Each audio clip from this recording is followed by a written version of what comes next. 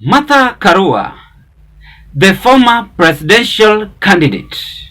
deputy presidential candidate, of Raila Amolo Odinga 2022, is basically confirming to us that Raila should resign and forget all about the AUC job vacancy that is determined comes next year, Feb 2025. Today, Zion Kenya TV YouTube channel have come out with the leaked details between Martha Karua and Raila Odinga on the demand which Her Excellency Madam Martha Karua is having interest on to Raila Odinga. Let me just display the writing from Karua. Karua endorses Raila's idea to abandon his AUC bid. So interesting. Raila had said if the AUC bid will be used to manipulate him, he might forgo this ambition. I am ready to forgo my AUC ambition for the sake of my country if this is being used to manipulate me at the expense of the quest for a better and stable country, Raila said. According to Karua, Raila forging his AU bid will strengthen their unity as the opposition intensifies its demands for the government to fulfill its promises. To his credit, he has said he is even ready to fortify his candidature at AUC, which means he has now freed himself from being armed twisted, she said. Speaking during a radio interview, Karua noted that most of the principals in the Azimio coalition had ditched him due to his stand but has changed course, and this is very important. We call it pressure. That is Karua's remarks. That if Raila Odinga is going to remain in the opposition, then they are going to form the best government comes 2027. But the headache I'm worried on is Kalonzo Musyoka. I said that Raila Odinga, this is the term, because he had fixed himself to choose Kalonzo Musyoka or die with Martha Karua. But let me ask you, do you think Raila Martha Karua force can still work without Kalonzo's support? Is it going to be possible? And that is going to create a room for Kalonzo Musyoka to support William Ruto, because politics is always a dirty game. If it is so, then I'm seeing Raila being abandoned 2027, and is going to finish his race miserably if he's not king. So he must check on how he handled his political movement.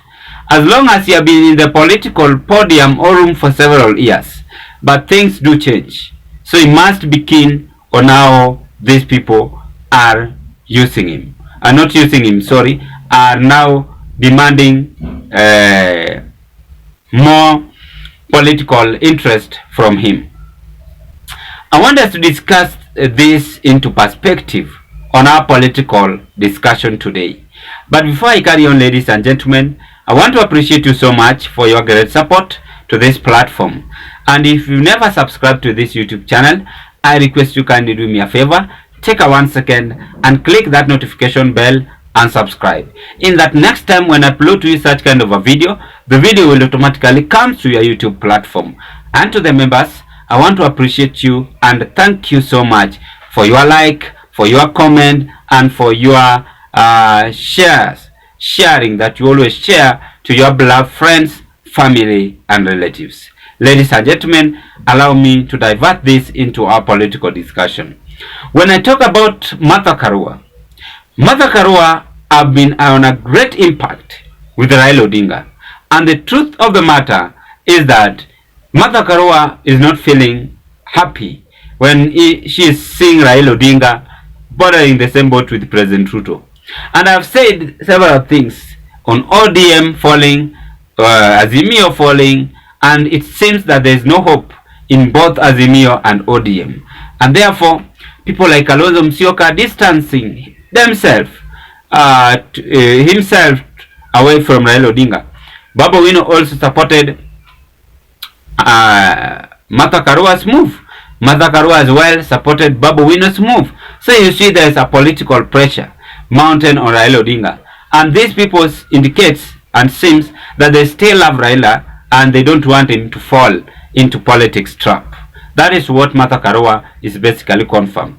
But if Martha Karua, Kalonzo Musyoka, that team will still stand firm together and vie for presidential race, assume Raila had endorsed Kalonzo as Martha Karua deputy, then they might beat William Ruto. That is also something that we must know.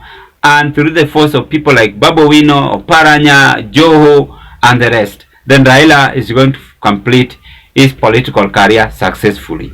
But if he is going to abandon them and betray them, and other people will betray him, or so and so on and so on, then it's not going to work, as I think, or as I see. So for you to fight William Ruto, you must also form a ground, and you must have a strong ground, because Ruto is not a man whom you will go for one. He is a man who knows how he can handle his political. He knows how he handles his political ambition. So that is what Martha Karua is trying to tell Raila, and with me, I support that movement. Let them remain strong opposition. Raila to stop that AUC and focus with Kenyan's politics if you have interest to the people in the republic still. Okay, let's wait and see the outcome on the former Prime Minister reaction after Martha Karua had created AUC storm. I end this political discussion at this point. Thank you and bye-bye.